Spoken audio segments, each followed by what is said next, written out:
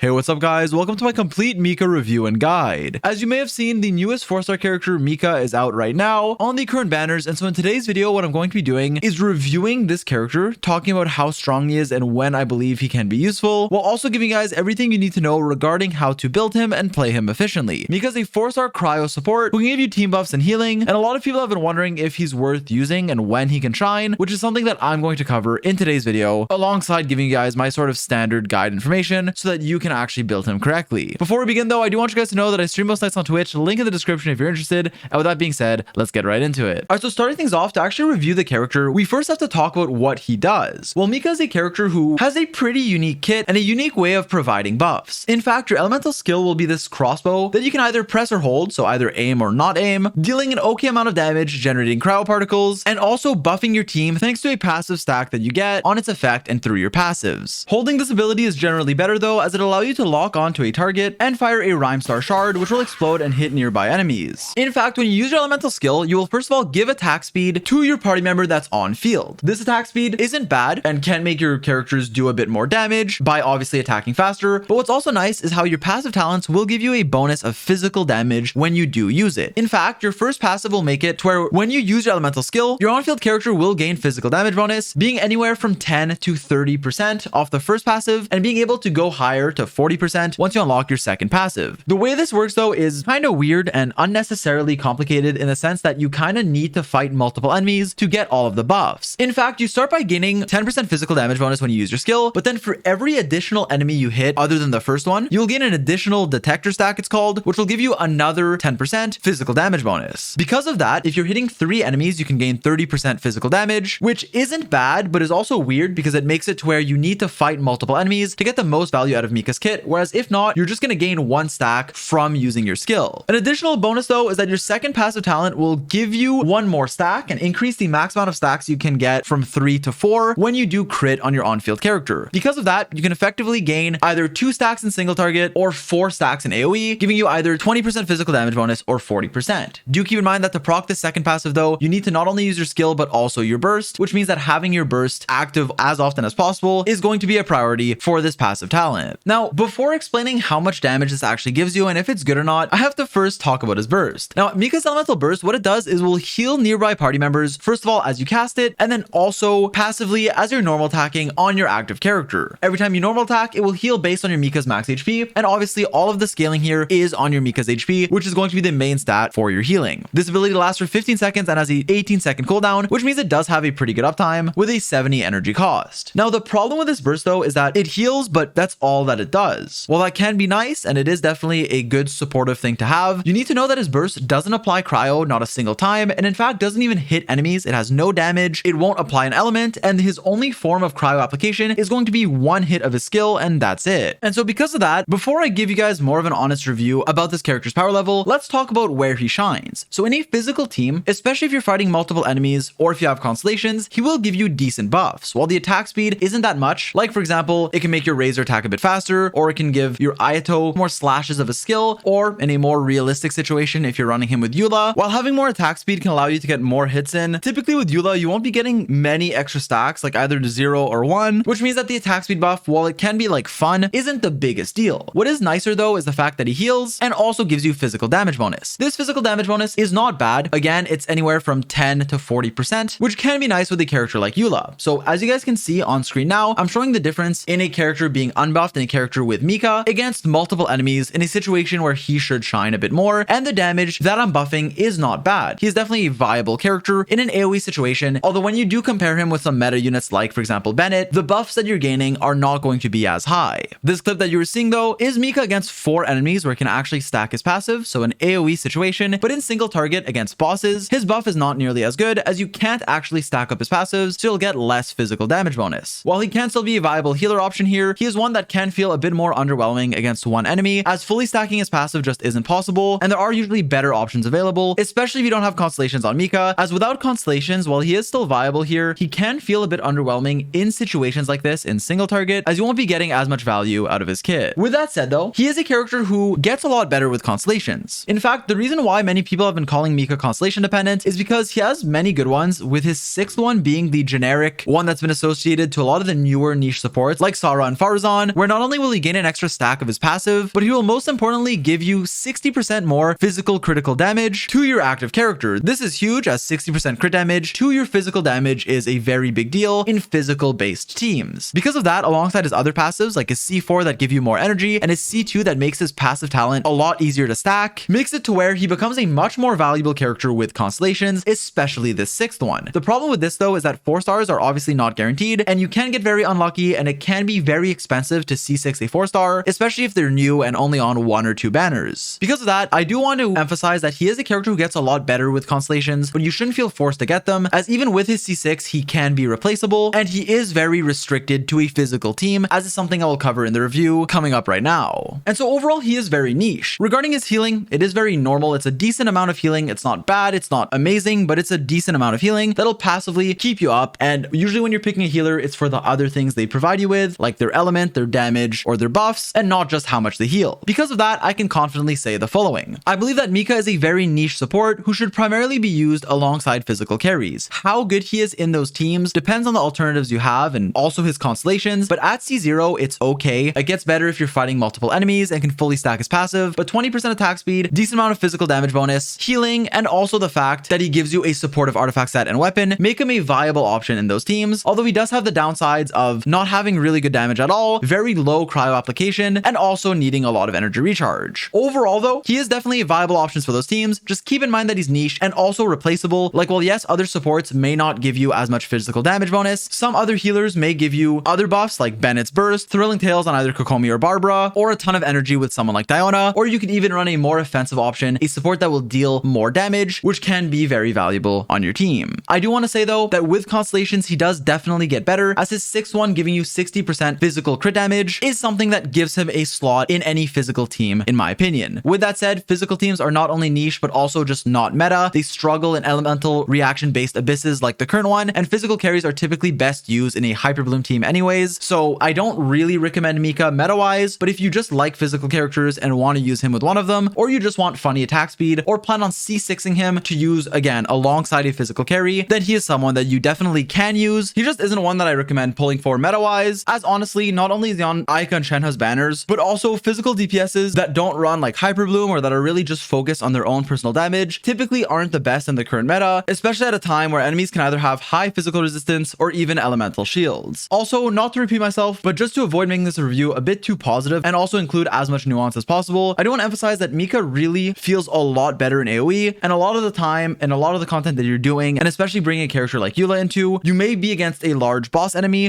where Mika can fall a bit short, still be viable, but more constellation dependent to actually get value, whereas at C0 he will feel lackluster if you're only fighting one enemy and aren't really stacking your passives much at all. So do be sure to keep all of those things in mind when you're factoring in if he is worth it or not for you. Now, regarding how you actually want to be building your Mika, I do believe that it's important to start with his weapons first, as picking the right one is going to be essential to actually getting some value out of him. What I mean by this is that while yes, there's a lot of weapons that can technically work on him, the Favonius Lance is going to be the one that will give you the most value by far for your Mika. The reason for this is because, as we'll see in the artifact section, Mika needs a lot of energy recharge. He needs a very high amount, and being able to use the Favonius Lance will greatly decrease how much he needs by not only giving you energy recharge on its stat, but by also generating energy for you and your entire team through its effect. In fact, while he gives you physical damage bonus and some other buffs, the Favonius Lance's passive is one of the better buffs that he gives you, as it's just universally good, decreasing how much energy recharge your carry like Eula will need. Because of that, and because of how much ER he needs, which again is very high, I do highly recommend using Favonius Lance if you do have it. With that said, make sure you have enough crit rate to proc its passive, as even if it is R1, it will generally be your best in slot. Keep in mind though that there are other options, like for example, if you want a free to play option and you don't have Favonius Lance, you can go for any ER polearm like these prototype Star Glitter, and for other options, literally any energy recharge one, since that's typically the stat that you need for your Mika, is going to be valuable. Overall though, there is no better option than the Favonius, which gives him another reason to be used as a support, since it is good for not only his energy, but also his entire team. Lastly, the only reason to go for more offensive polearms is if you want to use your Mika as like a physical DPS, although his scalings in his kit don't really favor that, as it won't be very strong. Now moving on for the artifacts you want on him, generally just go Noblesse Oblige. 4-piece Noblesse Oblige is just a good standard supportive artifact set that you want on pretty much every team, as whenever the character that has this artifact set equipped uses their burst, it will increase all of your party members' attack by 20%. This is really good for your carry and your supports who do a lot of damage, while also having a 2-piece set that'll increase increase your burst damage by 20%. Now, as we saw with Mika, his burst just doesn't do damage, so the 2-piece set is wasted, but the 4-piece buffing your party member's attack is very relevant, especially when you use him with characters like, for example, Eula, Fischl, Beta, or others, who are typically good characters to use with Mika in a physical team or just as strong supports that can use the attack percent. This artifact set paired with the Favonius Lance help give your Mika even more buffs, which will make him much more valuable in your team. Now, with that said, while his burst isn't essential to spam on cooldown all the time, if you do plan on using the Noblesse Oblige set, then you really want to make sure you are doing that, which also means you need enough energy recharge, which is something we'll talk about. Before we move on though, I do want to say that another artifact set you can use as a support is the 4-piece Exile to give energy to your team, although keep in mind that this is a 4-star set. Also, feel free to mix and match 2-piece sets if you don't have any good 4-pieces and you just want stats on your Mika. Generally speaking though, I do highly recommend running a set to buff your team like Noblesse Oblige or even Exile. Lastly, for a physical build, you can go for any of the physical sets or even Blizzard Strayer if you're freezing, but again, these are not recommended as he really is more of a support character. For the main stats you're looking for, here's what you typically want. First of all, you want to make sure you have enough energy recharge to use your burst either 1 as often as possible or 2 on cooldown. Especially with Noblesse Oblige though, I do recommend using his burst as often as possible, and so you want a lot of ER. I'll put some rough estimates on screen of how much you'll need, but it is a lot and it does depend on how many cryo characters you're running and if you have a Favonius Lance or not. Generally speaking though, with a Fav Lance, I would recommend somewhere in like the 200 range or like 180 to 220, assuming you're running Mika with another cryo character. With that said, keep in mind that I really do not recommend running Mika without another cryo character in your team, as we'll see later in the video when we talk about team comps. Lastly, do note that your 4th constellation does decrease how much energy recharge you want, so you can go for a bit lower if you have that unlocked. Now moving on, for the other stats you want, crit rate is really nice for your Favonius Lance to proc its passive reliably, and then HP is the best for your healing, and attack percent and crit are nice for your damage. With that said though, as your burst doesn't deal damage, typically you're going to be building a very supportive build, going for either energy recharge or HP on your sands, HP percent on your goblet, and then one of 3 things on your circlet, either crit rate for your Favonius Lance, or either healing bonus or HP percent for your Mika's healing.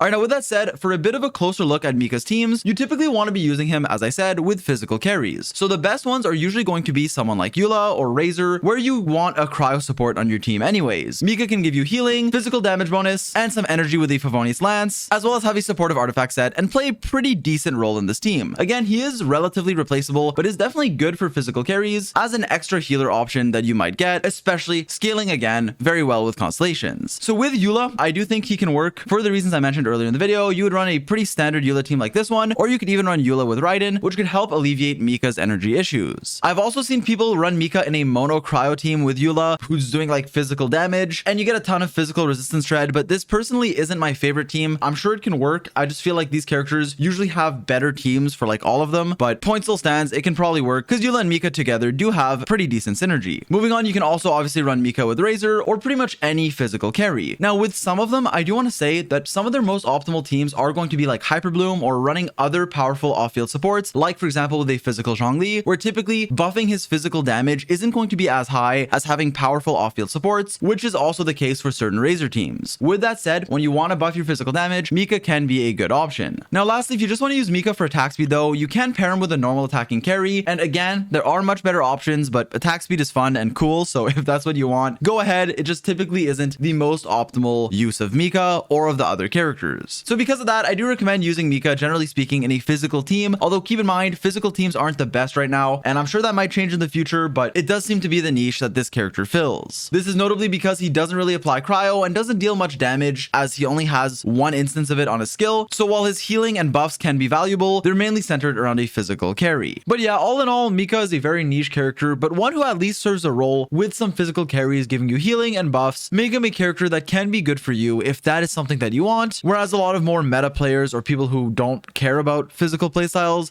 can choose to ignore it and skip him. With that said, I really hope you guys enjoyed this guide and review in more of a shorter format, as he's a character that isn't that complex to play and build. As always, if there's anything I want to add since he is a new character, it will be in a pinned comment, so be sure to check that. And with all that being said, I'll catch you guys in the next one. Peace. Holding this ability is generally better though, as it allows you to lock onto a target and fire a Rhyme Star Shard, which will then explode. Dude.